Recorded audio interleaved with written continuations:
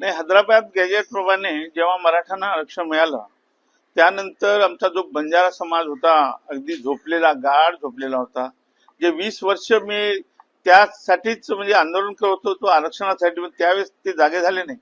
परंतु जरांगे पाटलांनी यांना एवढं जागे केलं, एवढे मोठमोठे मोर्चे निघत आहे. आता म्हणजे जवळपास सगळे जिल्हे संपलेले आहेत. आता फक्त मुंबई आणि नागपूर बाकी आहे. तर आता येत्या अधिवेशनामध्ये मुंबईमध्ये मोर्चा, नागपूरला मोर्चा घ्यायचा की मुंबईला मोर्चा घ्यायचा या संदर्भात 25 तारखेला एक बैठकीचं आयोजन करण्यात आलंय मुलुंडला.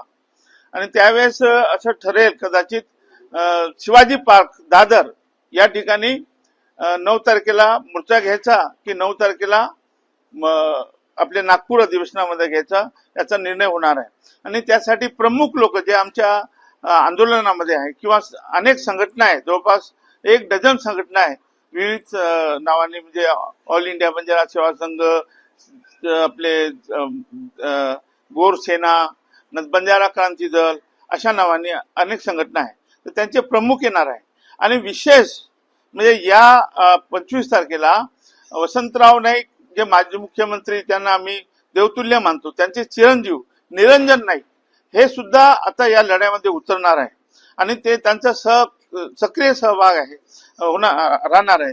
त्यांचं म्हणणं असं आहे की माझ्या वडिलांचं मुख्यमंत्री असताना जे अधुरं राहिलेलं स्वप्न आहे ते मला पूर्ण करायचं आहे. मी ताकदीनिशी या इथेच नाही तर पूर्ण देशभर तुमच्या बरोबर या आंदोलनामध्ये उडी घेणार आहे आणि सहकार्य करणार आहे.